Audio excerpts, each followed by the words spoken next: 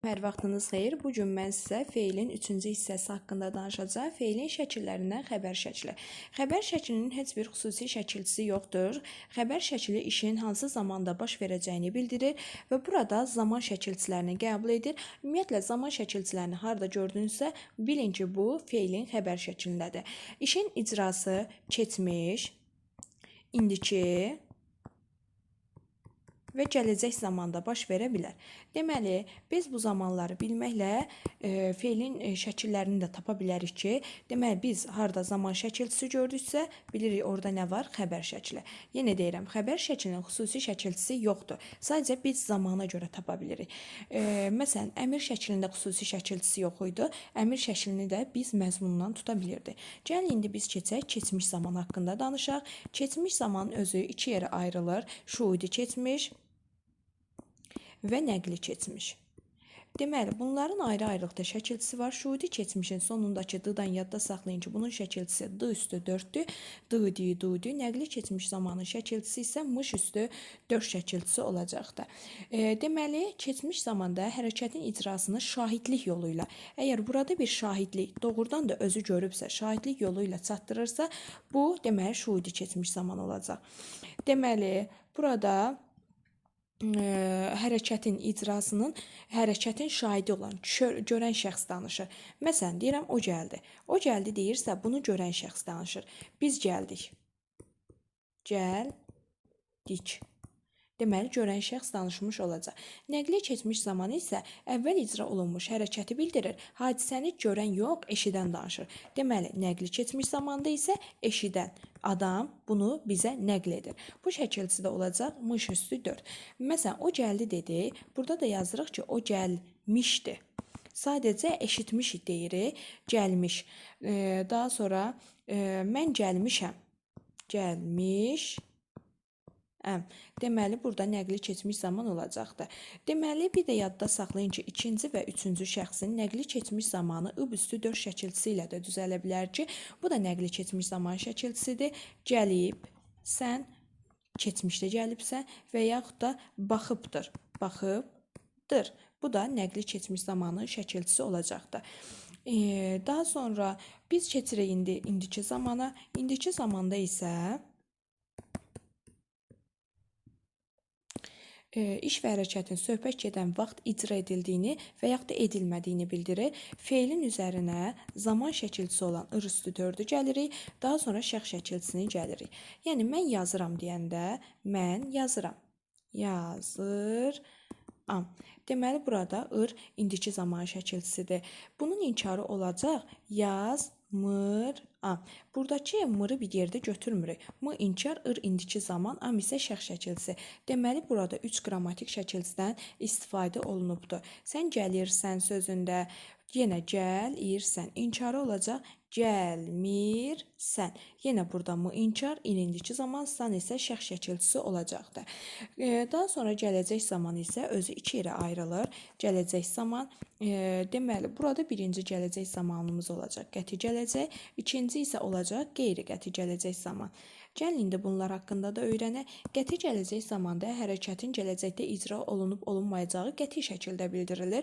Qəti gələcək zaman şəkilçisi olacaq acaq üstü 2. Qeyri-qəti gələcək zaman isə iş və hərəkətin gələcəkdə icra olunub-olunmayacağını qəti şəkildə bildirmir. Deməli, qeyri-qəti gələcək zaman şəkilçisi isə olacaqdır ar üstü 2. Məsələn, gəlin nümunədə işlədək. Mən yazacağam. Acaq, şəxs şəkilçisi gəldi. Sən yazacaqsan.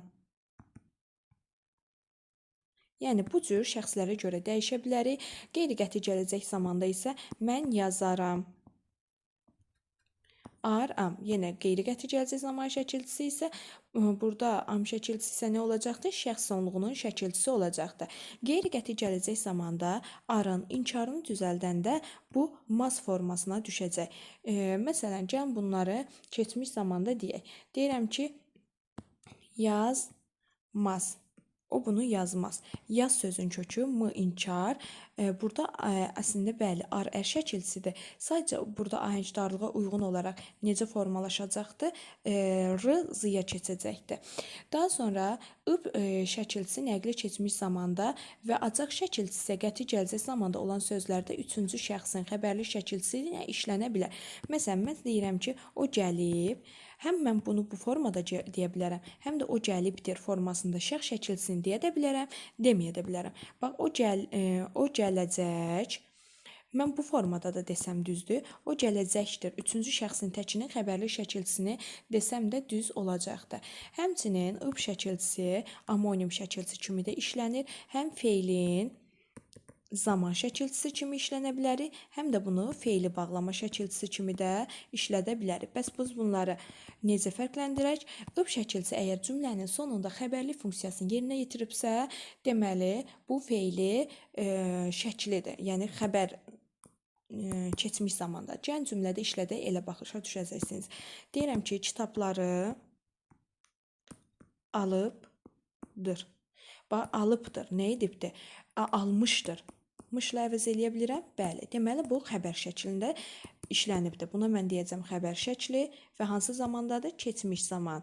Amma baxın, kitabları alıb getdi.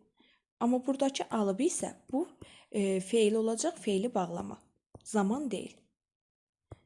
Və cümlənin ortasında gəldi. Görürsünüz, getdi.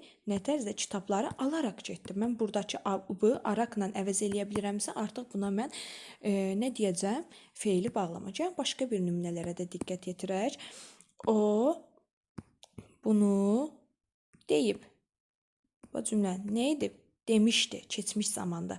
Deməli, burada zaman var. Zaman olan yerdə nə olur? Xəbər olur. Deməli, xəbər şəkli var. Bir də deyirəm ki, o bunu deyib söndürdü. Nə etdi? Söndürdü. O bunu deyib. Deyə bilərəm, o bunları deyərək söndürdü. Araqla əvəz eləyə bilərəm? Bəli. Onda mən buna nə deyəcəm? Feili bağlama deməliyəm. Daha sonra mış şəkilçisini də qarışdırmayaq. Mış şəkilçisi həm zaman şəklidir, həm də feili sifətdir. Bunları necə qarışdırmayaq? Yenə burada nə olmalıdır? Məzmununa diqqət yetirməliyik. Məsələn, o gəlmişdir, sonda işlənib. Sual verirəm. O gəlibdir, o gəlmişdir. Nə etmişdir? Keçmiş zamanda. Bunu artıq mən zaman deyəcəm. Bir də bunu feili sifət kimi düşünə bilərəm ki, yazılmış kitab.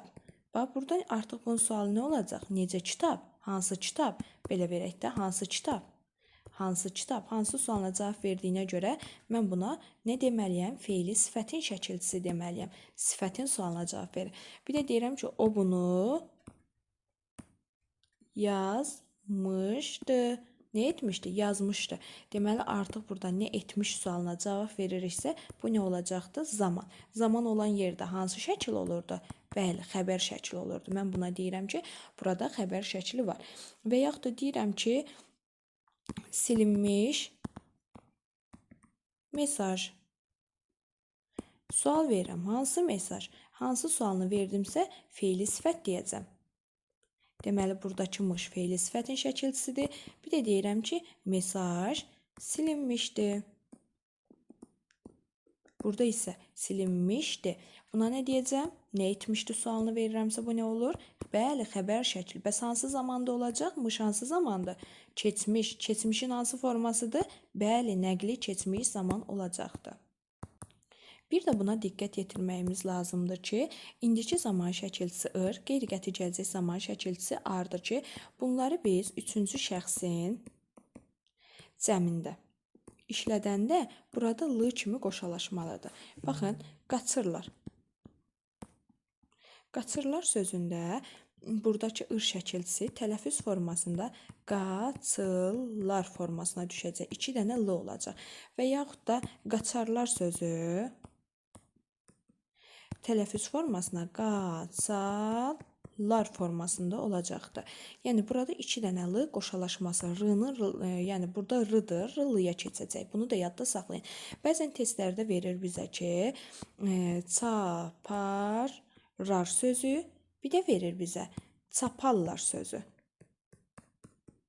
Deyir bunların hansı feildir, hansı isimdir. Yadınızda qalsın ki, əgər feil olması üçün orada tələffüzdə l olmalıdır. O feilin l-sından yadda saxlayın. Əslində bu sözün yazılışını biz çaparlar formasında veririk. Sadəcə bu sözün tələffüzü iki forması olur. Çaparlar bir atlı mənasında isimdir, bir də atı çapmaq mənasında feildir. Əgər burada iki r veribsə, buna isim deyirik. Amma l, feilin l-sından yadda saxlayaq ki, veribsə, buna nə deyəcəm? Nə olacaqdır? Bəli, feil olacaq. Hansı zamandadır? Qeyri-qəti gələcək zaman. Gəlin indi bir dənə də söz deyim sizə. Məsələn, qatarlar sözü verilib bizə. Bunun tələffüzünü bizə iki cür verir. Qatarlar, bir də verir bizə qatarlar. Baxın, bu sözə də diqqət yetirək. Əgər l ilə veribsə, mən ona nə desəm doğru olar? Bayaq dediyim kimi, bəli, bu feildir. Çünki burada qatar sözün kökü ar, qeyri-qəti gələcək zaman, lar şəxs sonluğu. Bir də qatar vaqon mənasında. Qatarlar. Burada isə olacaqdır lar cəm şəkilçisi, ar sözün kökü olacaq qatar. Burada da cəm şəkilçisi. Yəni bunları sizdən xahişim odur ki, qarışdırmayasınız. Daha sonra bir də bizdə şuidi keçmiş zamanın şəkilçisi var ki, d üstü 4. Bunu həm idi şəkilçisi kimi, həm də d şuidi keçmiş zaman. Bax, burada yazıram zaman, həm də hissəcik kimi verə bilər. Biz bunları qarışdırmayaq. Dedik ki, zaman əsasən kökə qoşulur və başlanğıc formaya qoşulur. Məsələn, deyirəm ki, gəldi. Bax, burada şuidi keçmişdir. Çünki başlanğıc formaya qoşulubdur. Buna mən zaman deyəcəm. Gəlirdi. Bax, görürsünüz, burada sözün kökü gəlirdi. Deməli, mən burada artıq buna idi deyəcəm. Çünki avtomatik kökə qoşulmayıb da. Nəyə qoşulub? Ir-irdən sonra qoşulubdur. Deməli, bu birinci gələn ırdısa, bu birinci zamanımız ir olur. Ir nə şəkilçisidir? İndiki. Deməli, bu indiki zamanda işlənibdir. Daha sonra, məsələn, yazıram ki, oxuyurdular. Yenə sözün kökü olur oxu, ir indiki zaman, du idi hissəciyi, lar isə şəxs sonluğu. Yəni, gəlin bunu bir də ayıraq. Bu olacaq zaman, bu olacaq idi, bu da olacaq şəxs. Yəni, başlanğıc formaya qoşulmalı idi avtomatik. Və yaxud da bizim burada mış şəkilçimiz də gələ bilər ki, mış şəkilçisi həm imiş şəkilçisinin formasıdır, həm də mış nəqli keçmiş zamanın formasıdır. Yenə, avtomatik feilin özünə qoşulsamış, biz buna deyəcəyik zaman. Amma yox, başqa bir şeylərdən sonra qoşulsa zaman deyil. Deyirəm ki, oxu, saymış. Baxın bura indi. Burada nədən sonra qoşulub? Oxu sözün kökü, sa, bir də mış. Sa nə şəkilçisi idi? Bayaq keçmişdim. Bəli, şərt şəkili. Burada şərt üstəgəl imiş. Oxusa imiş formasındadır. Mən buradakı mışa zaman demirəm, imiş deyirəm. Və yaxud da deyirəm ki, yaz, deməli, yazmalıymış. Buna da yazmalımış. Deməli, buna deyirəm vacib şəklindədir, malıməli. Bura üzərinə gəlibdir mış şəkilçisi. Yazasıymış, yazasımış. Deməli, burada da ası nə olacaqdır? Lazım şəkli. Bəs yaxşı, yazmışdısa. Bəs buna nə deyəcəm? Yəni, bunu da yaz sözün kökü. Birinci qoşulan hər zaman zaman olur. Buna deyirəm zaman. Bəs ikinci də qoşulubsa nə olacaq? Ona deyəcəm artıq idi. Bəs üçüncü qoşulansa nə olacaq? Ona da deyəcəm hissəcik. Bu da isə. Sadəcə idinin d forması, isənin sa forması. Gəlin başqa bir nümunəyə baxaq. Oxumalıdırlarsa. Sözün kökü olacaq oxu. Malı nə olacaq? Vacib. Dır nə olacaq? Şəxs.